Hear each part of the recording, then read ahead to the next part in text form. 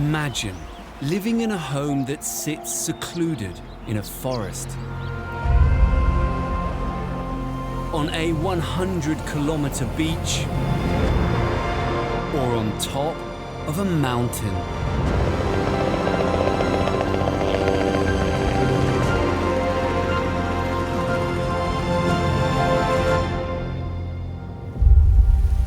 In this series, we travel the globe to explore some of the world's most secret homes, hidden away in truly inspiring locations.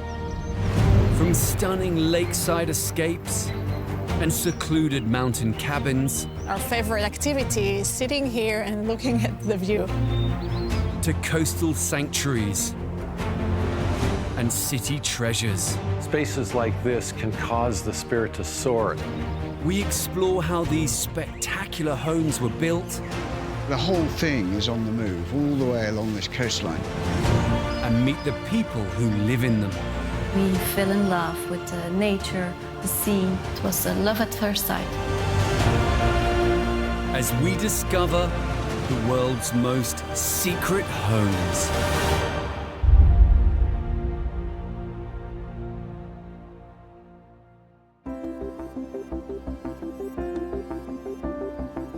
The Tilton Hills are an area of outstanding natural beauty just outside London.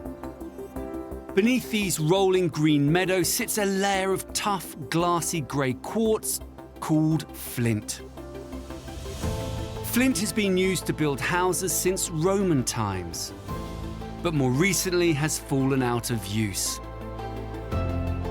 Today, this ancient building material has been given a new lease of life and has been used to create an incredibly modern and secluded secret home.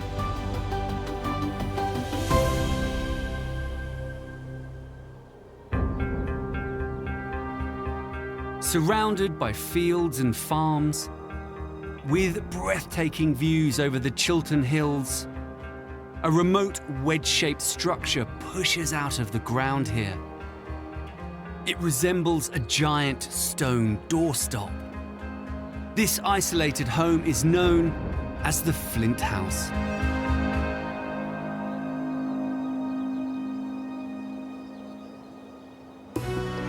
It took 5 years to build the Flint House. Revolutionary in design, it was commissioned by Lord Jacob Rothschild, 4th Baron of the famous Rothschild dynasty. When you approach the site, you say to yourself, well, what is this? Have they got an enormous rock there? And then as you get close to it, you see this wonderful material of flint. And it's an incredibly beautiful place.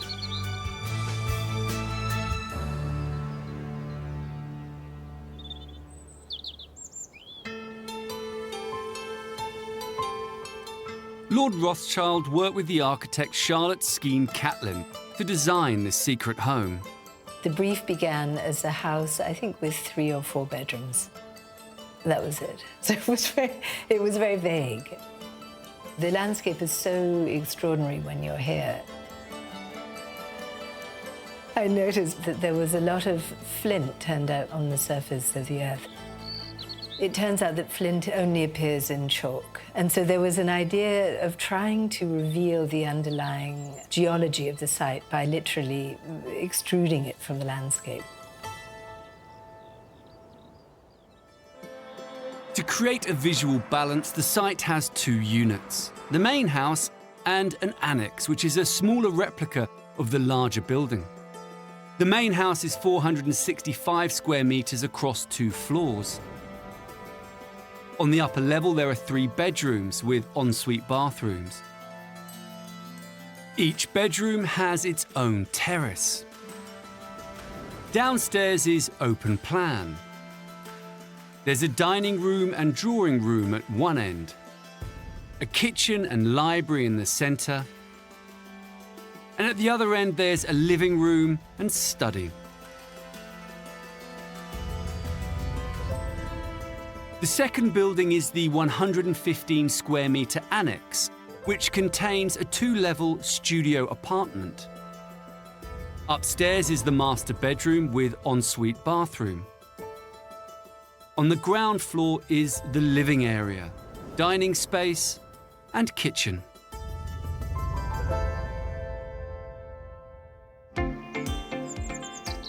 Building in Flint of this scale hadn't been built in this country for hundreds of years. It's literally Stone Age. A team of Flint experts worked with engineers to transform this ancient material into walls, using a process called Flint knapping. Coming from the German word Knopf, which means to strike, knapping is the process by which the full-sized pieces of flint are fractured into smaller, strategically shaped pieces with a hammer. The resulting shiny, flat-faced pieces are then used brick-like to build the wall using lime mortar. This is what is so sort of irresistible about Flint. There's a translucency. It's somewhere between glass and something that's alive. I just find it completely irresistible, and they've been put together so beautifully by the Flint men. This is incredibly difficult to do, where everything is absolutely perfectly finished. With the darker pieces of flint used at the base of the house and the lighter shades above, the change in colour from black flint to white chalk at roof level is inspired by the surrounding landscape. It was very much treating the rest of the building as a sort of geological extrusion, where we've got the lowest levels, the closest ones to the ground, in huge black chunks of flint. Rising up, they get finer and finer as they go up to the top until you get to the chalk, where it sort of dissolves into the sky. I thought the idea of a great rock coming out of that site and it being dark at the bottom and light at the top, I thought was a very interesting one.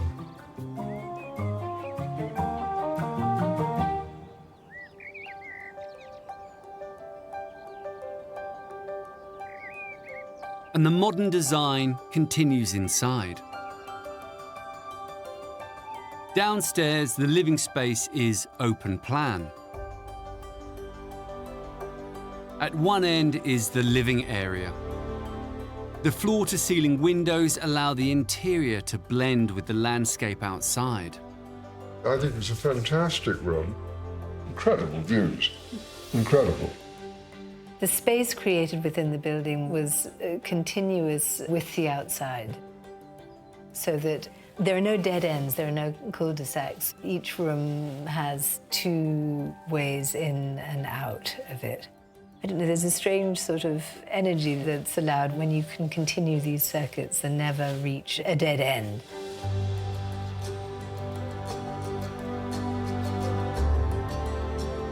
The living space leads into the open-plan dining area. Here, Lord Rothschild devised an ingenious way to carry the use of flint inside the home. He's designed a glass-covered dining table that displays unused flint chippings.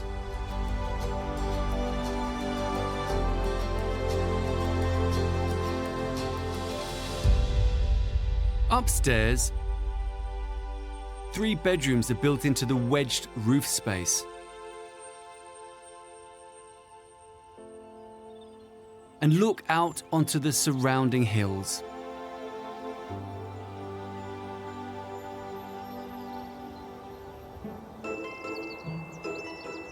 The Flint house has been built on low-lying land near a stream. Charlotte saw an opportunity to use the natural water source in the design of the house to create a sense of reflection. Water plays an incredibly important role in the whole house. This site is the lowest point of the whole estate, so all the water from the estate drains to this point. So when we first saw it, there was a pond, and there was a river that ran to the side of it. We wanted to somehow incorporate into the building itself. So instead of just being something on the edge of the building, it actually runs right through it and cuts it in a way that separates The sort of public spaces from the most private ones.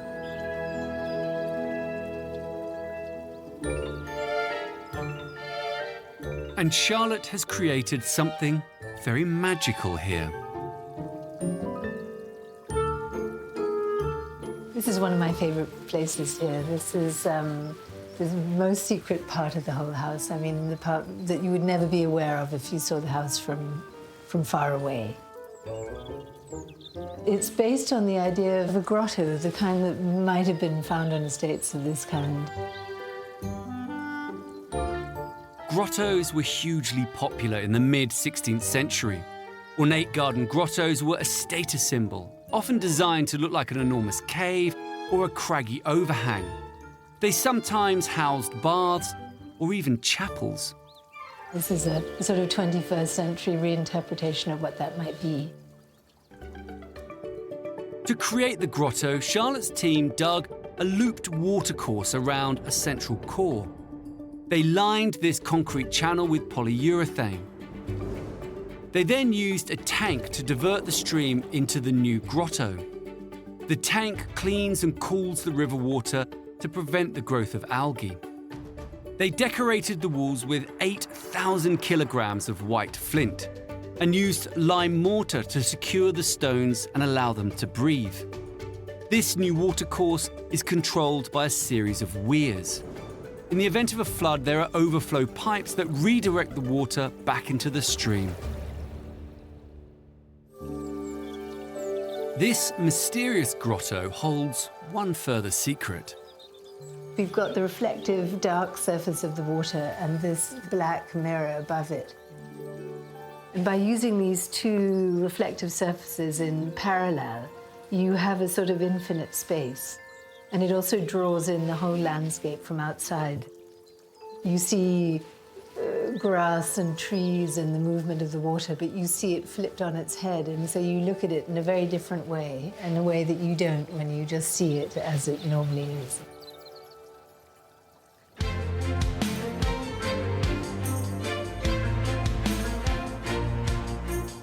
I'm incredibly proud of it. I think it's a great asset to this state. I think it's a great asset to domestic architecture, and I'm thrilled. This rugged, flint-walled house really is one of a kind. It has successfully taken an ancient Roman building material and reimagined it for the 21st century.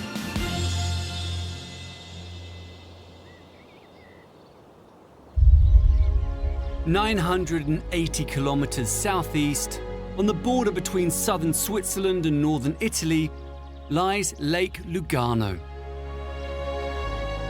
The area is known as the Monte Carlo of Switzerland, with its snow-capped mountain vistas and Mediterranean climate.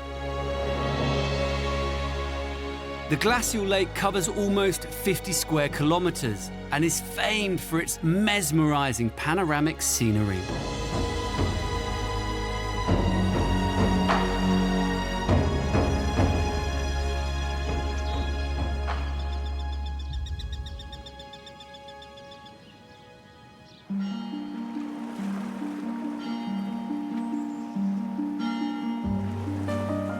On the banks of this magical lake,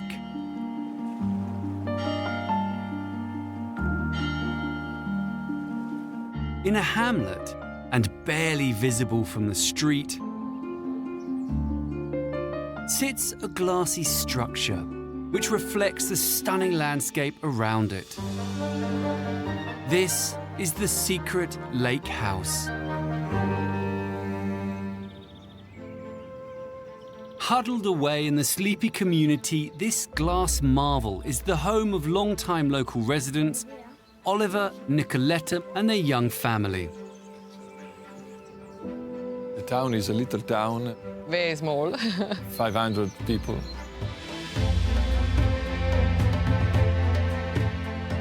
The landscape, it's incredible.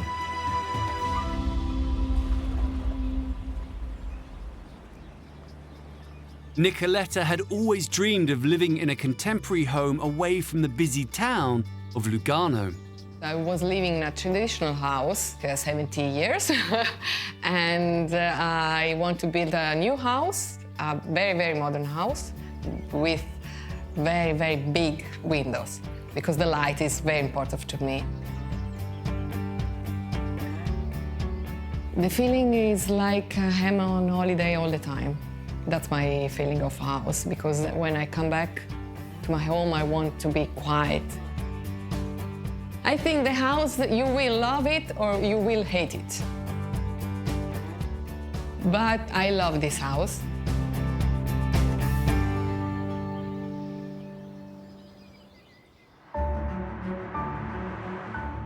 The house is on 2 levels, built into the slope of the land. It is a steel frame construction combined with concrete and glass. Upstairs is all about open-plan living. There's a spacious lounge with a combined dining room. And on the other side of the house, there's a sleek modern kitchen. There are outdoor terraces off each of these main spaces. Downstairs, there are 3 bedrooms, 2 bathrooms, a study and play area.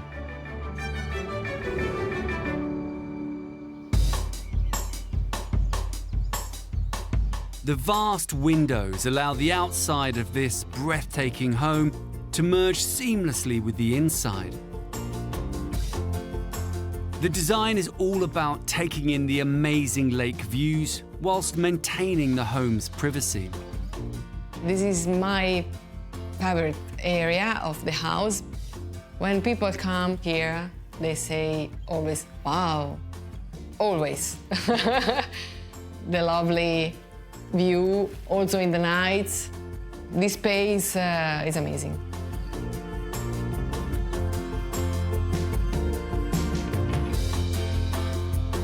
A corridor leads to the kitchen, which is cleverly tucked away.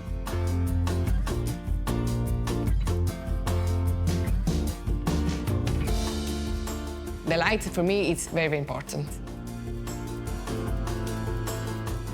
I want a house with many, many, many windows.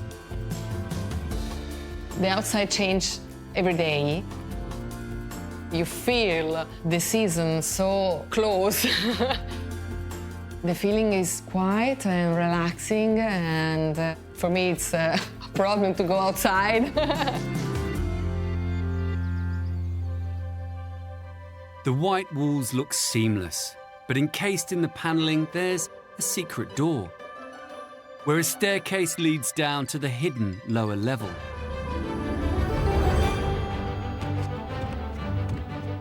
This is the internal stairs.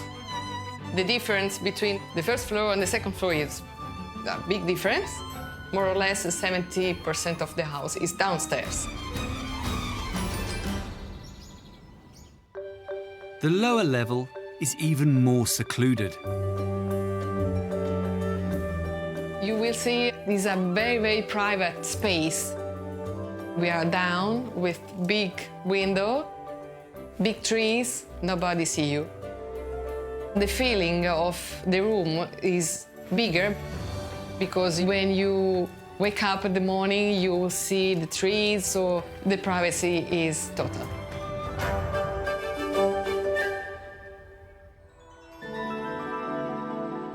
The rooms at the back of the house are built into the hill, so don't have windows. Clever sun tunnels channel light down from the garden into the rooms below, bathing them with natural light. And you will see the natural lights. You can see the cats, you can see my children playing outside. So the feeling is like you stay in a boat. You feel like a normal room, not down.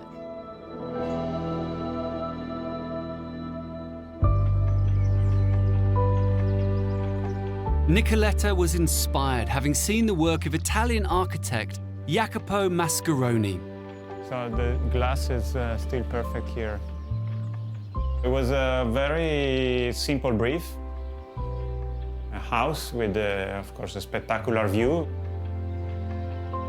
We decided to place the living area in the best possible viewpoint.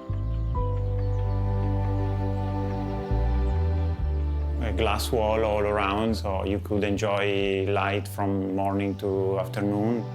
It was very tricky because it was on a deep slope. It's something that blends into the nature and into the garden around.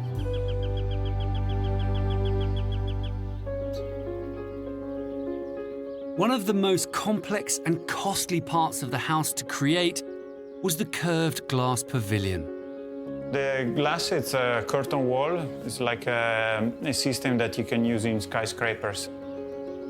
It works that you have these aluminum mullions, and then you have all these large glass panes that are attached with structural silicone directly to the aluminum frame.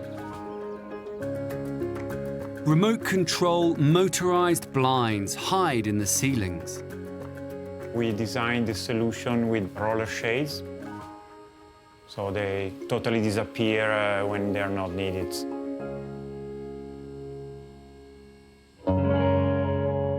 The finishes are all very detailed. All the cabinetry is custom designed by us, even the sofa and other pieces. So we take care of every detail in our project. For example, the hardwood floor here, we designed plank by plank. We numbered them so they were installed in a certain way. And every detail is conceived with the same philosophy of perfection.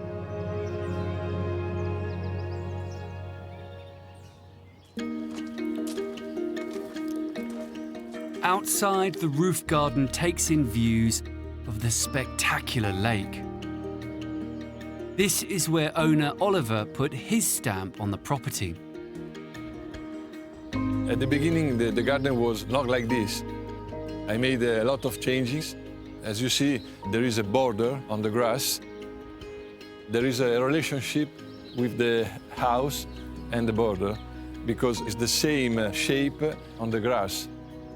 There is a little bit of Orient style. When the people came here, they get astonished with the yin and yang concept.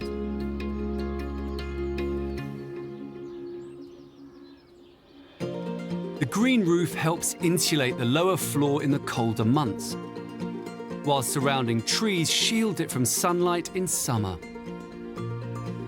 Keeps the climate downstairs very mild throughout the year, and you don't need any air conditioning in the summer.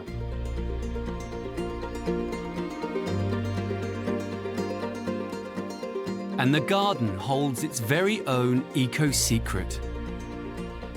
We are very environmentally friendly because we collect the rainwater for the irrigation of the garden. We have a large tank submerged around the top pavilion. This is how the tank works. The green roof sits on 60 centimeters of soil and pretty much looks after itself. When it rains, the water is stored in a tank below ground. When needed, it's automatically pumped out and used to irrigate the garden. This ingenious sustainable system cuts Maine's water usage by around 70% and is energy efficient.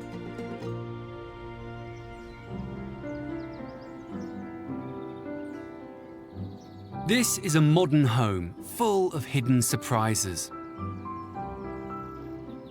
It's a really good building to respect the land too. We love stay at home. We love that house. My children also love that house. With the glass pavilion offering a panoramic window on the stunning lakeside scenery, and the lower floor discreetly tucked away, it's an ingenious hidden gem on this majestic lake.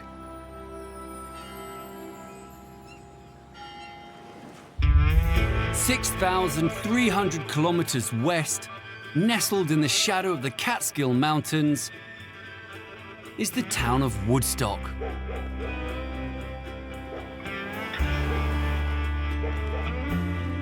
The nearby woods are a place of rustic cabins and hiking trails, home to black bears, cougars, and coyotes. It's also the site of a secluded and secret home.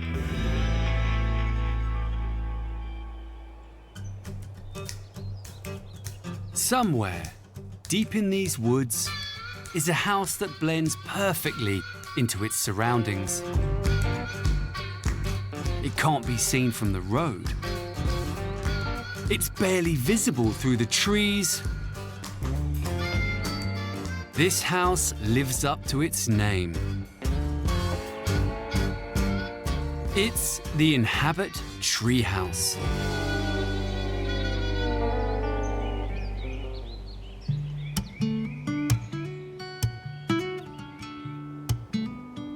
The people who own this remarkable retreat are Avner and Maskit Ronan, a couple who wanted a place to share with their 4 children and dog Jackie near their home in upstate New York.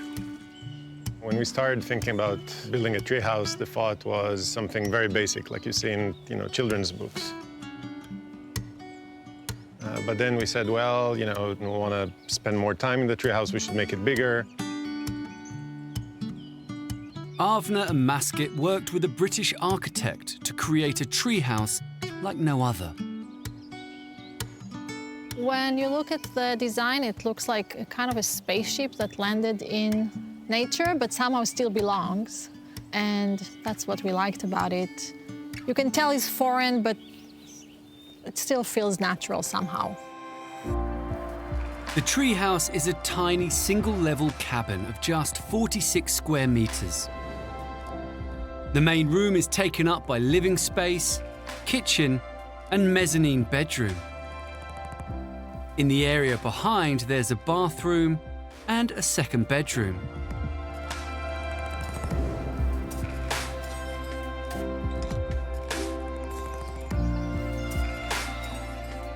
The treehouse is pretty secluded. You wouldn't see it. Driving by the road, there's 35 acres of property. There's no neighbors around it. That was very important for us in terms of finding a spot where you feel alone, but you're not too far from civilization.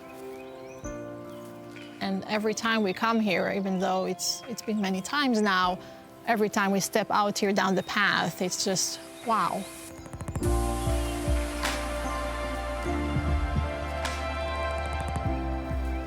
We wanted a place that's outdoors, so that in the summer we can spend time outdoors. The shape of the deck kind of mimics the shape of the treehouse. It's just what our favorite activity is, sitting here and looking at the view. And right now you can see even the water moving with the wind. It's quite lovely. The treehouse took a year to build. Many of the materials came from the local forest, but the outer skin is Californian cedar. The inside is lined with pine from the surrounding mountains. The simplicity of the design is beautiful. Here is the kitchen and the couch where you want to sit down and look at the view. So when you walk in, you just look around you. You might not notice that above the kitchen is where the bed is hiding. And it was important for us to have a king-size bed so that you can feel very comfortable. And on both sides, there are big windows, so when you lie down there, you actually feel like you're amongst the trees. It's all open, so there's not privacy in the treehouse. The first thing you see is you see the pond and the mountain, and you see out, there's lots of windows all over.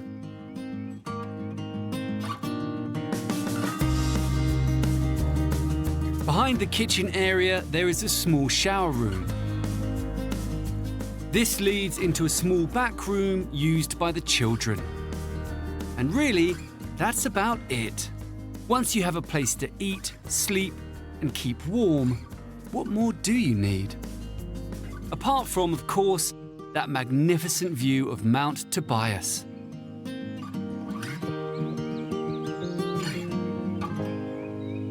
The treehouse is a surprising engineering wonder.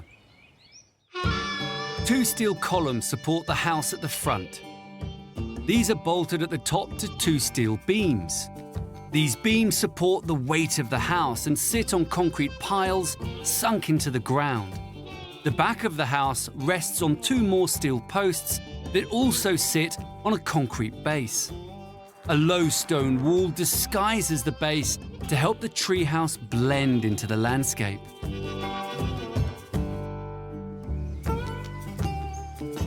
Just down from the treehouse is one more surprise, also made from cedar.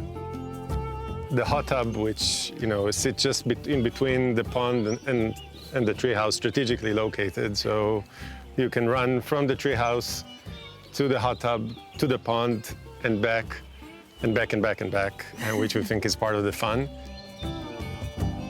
This cabin may be small in stature, but it's big in the minds of this family. There's something inspirational about waking up and you're in the trees and walking around and you feel like you're immersed in nature.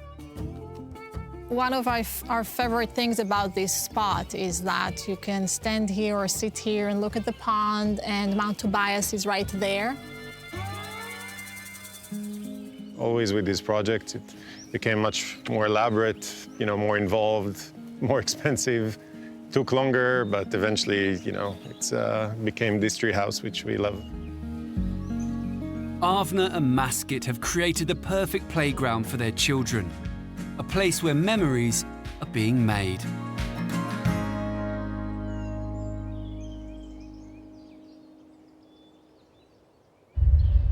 "5,800 kilometers northeast is Norway, land of the midnight sun. Home to 450,000 lakes and more than 50,000 islands.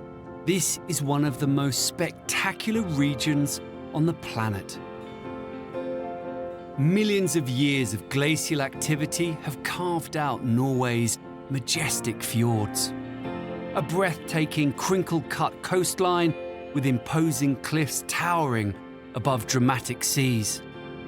It's an exceptionally beautiful and secluded country hidden from the rest of the world.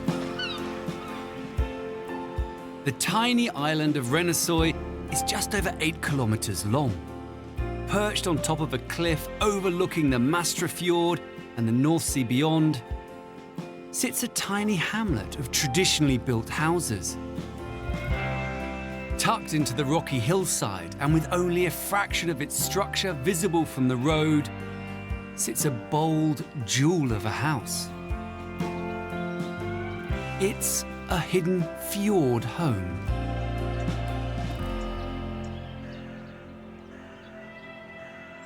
Owner Ingvild Stater has loved this island all her life. We have had a summer house as a family since I was born and really spent all the summers there. I wanted all of us to be able to be together at the same time. And when we only had one place to stay, it gets a bit crowded if we were all together. So that was really the motivation. So when the opportunity came to buy a slice of land here just 5 years ago, Ingvild leapt at the chance.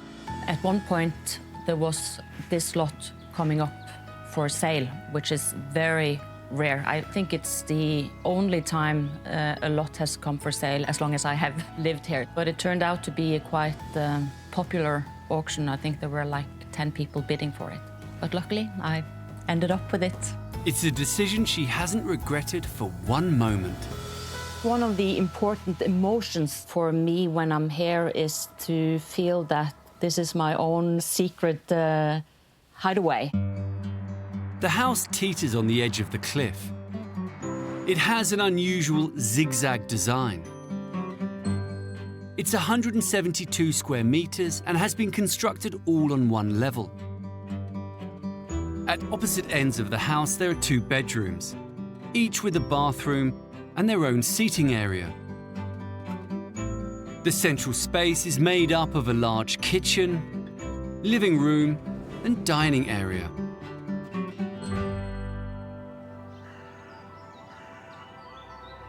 When you come to this place, you don't really see what's inside, and that's part of the attraction, that you should get a bit curious. What is it behind this wall and this door?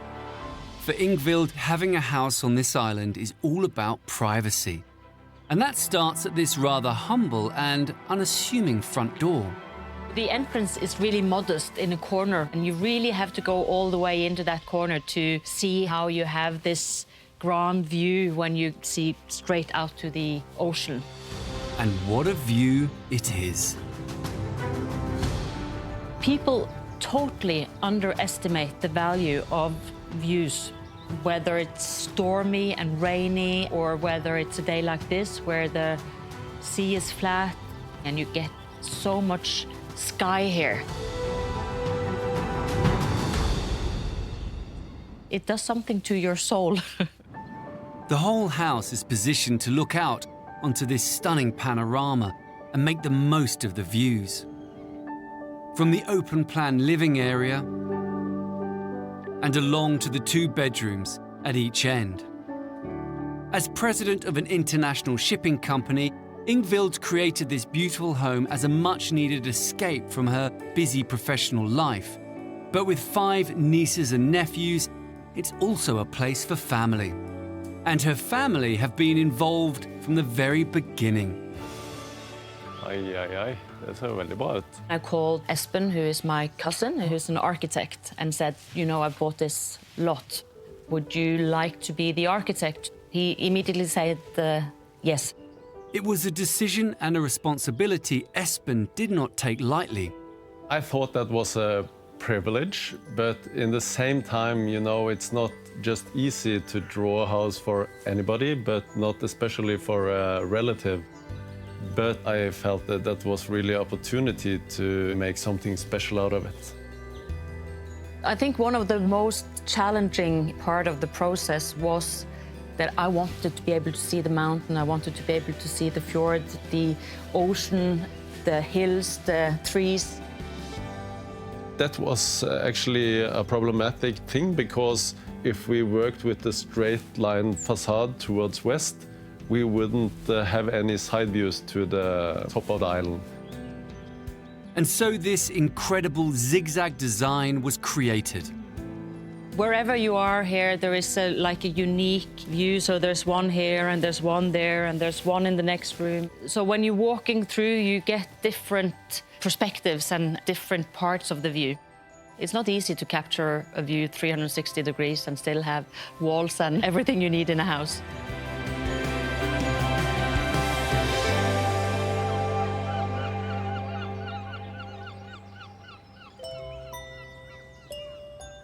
This house serves 2 purposes.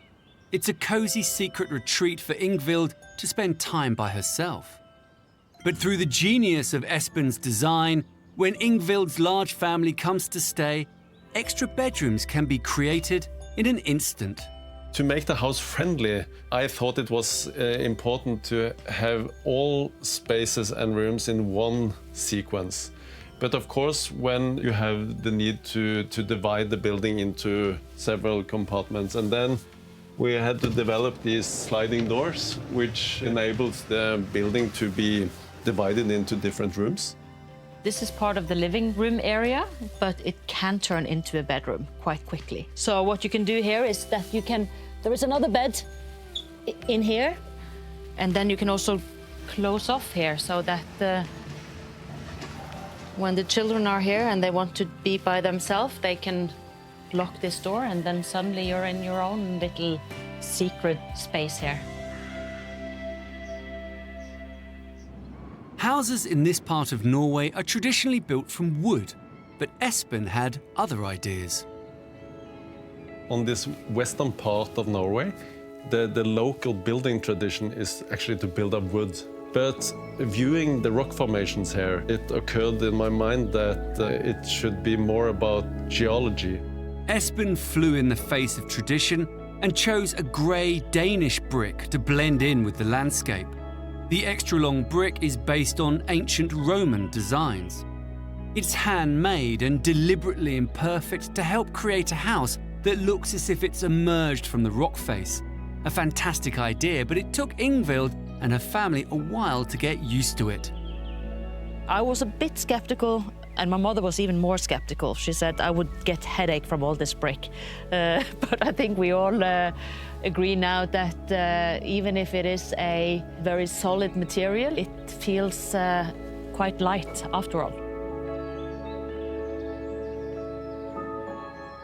The process with Espen was quite friction-free, but we had one incident where he hadn't included any windows in the bedrooms.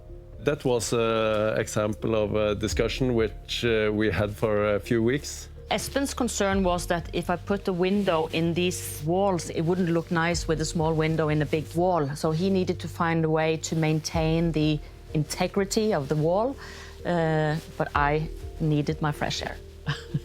Often a problem can really be so destructive for a project, but it ends up with a lucky architectural solution in the end. He came up with this structure where you have the wall outside, but you have a window inside that you can open, and you have some holes in those bricks. So then you're not puncturing the wall outside, which was important for Espen, and I get my fresh air.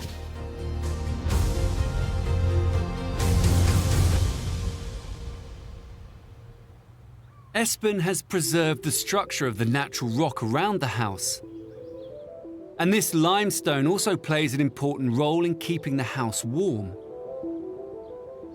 The heating energy in the winter is coming directly from the rock face into the floor and into the building.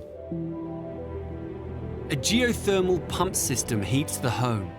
Hot, dry rock is a natural resource deep below the Earth's surface. To extract this heat, a pipe extends down 120 meters into the bedrock.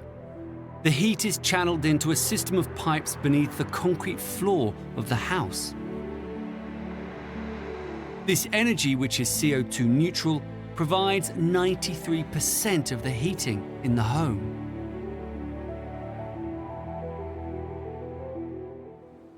When Ingvild bought this plot, it was all about the view and making the most of it. But as an architect, Espen had additional ideas of his own, revealing a rather startling aspect of the house, the rock upon which it's built. It's been one of the amazing things about this house, because rock is really beautiful to look at. Espen looked away from the view of the fjord and created a secret window. The window is something Ingvild did not expect, but it's now one of her favorite features. When it's raining, you could see the water falling on it. When it's snowing, you could see how the snow is falling. In the evenings, when the light outside is fading, getting blue, suddenly the view shifts towards the rock at the back of the house. And it's like a painting. The structure comes out. It's magical. I never expected that a view of 2 meters could be that fascinating. Espen has created his cousin's dream home. It's a work-family relationship that has panned out perfectly. I have ended up spending much more time here than I would ever imagine. When it's been very hectic and busy in my work life, to be able to get here on an evening and lit the fire and have a glass of wine and go into a different mental state has been so important, so valuable. And for the family here, of course, it is important that Espen has designed this, and his mother is so proud. As a house created by family for family, Ingvild should feel proud too.